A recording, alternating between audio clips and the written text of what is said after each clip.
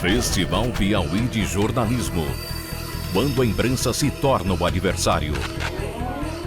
Você nasceu na Nova Zelândia, foi criada na Austrália e de pais libaneses e hoje voltou a viver no Líbano, vive em Beirute. So it's always been a place that has been unstable, and this is the outcome of this, is that you can all enjoy hummus anywhere, even here in Brazil.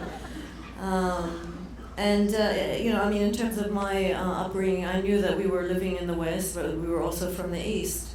And I'm, very proud of my Lebanese roots, and this was something that was instilled in my family. And I actually use those two things, East and West, every day in my work.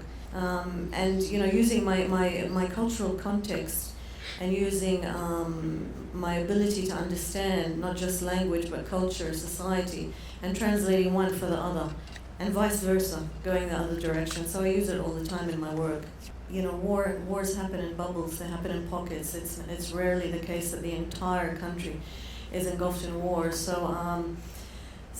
Yes, I did visit war-torn Lebanon in my youth, and I'm grateful I did, because if I didn't, then I wouldn't have known my grandparents. And when we went back to the certain parts of the country that my grandparents were in, the war was happening somewhere over there. Like, I remember as a kid seeing the red tracer bullets fly from one place to the other.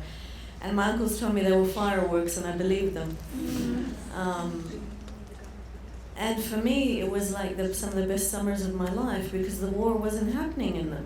It was happening somewhere else. But that was another important lesson that I use in my work. There is always life in war. There are always pockets of other things that are happening. Look for them. Remember them. Eu queria que você falasse um pouquinho dessa condição feminina e de ser uma mulher jornalista cobrindo guerra na Síria. Em que isso mudou o teu trabalho? Ou não mudou?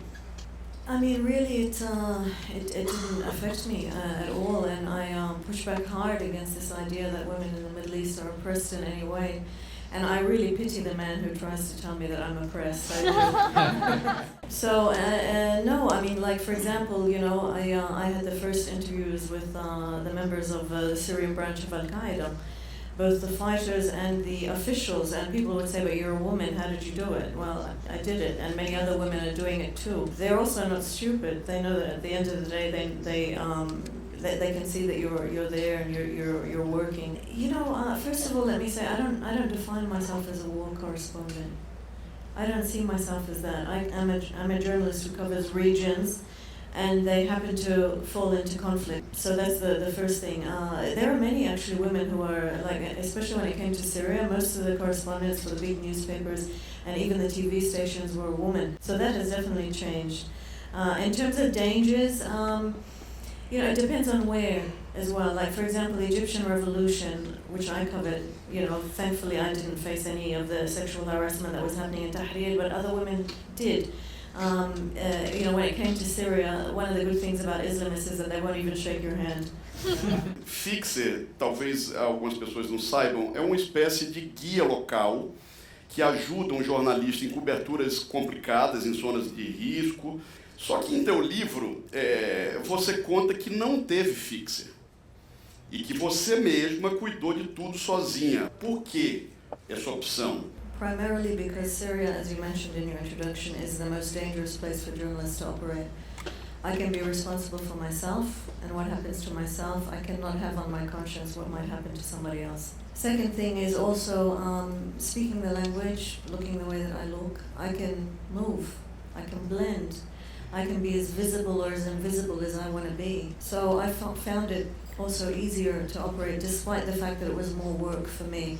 And I was in Syria so often, I was in and out so often that I had developed a very strong network of people.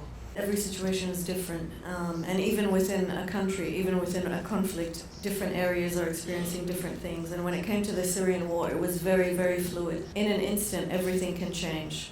The first bit of advice is really know where you're going. Really know where you're going, understand the place, understand the people, understand the culture, understand the customs, understand what can be offensive just by accident. Don't ever think that one size fits all. It never does.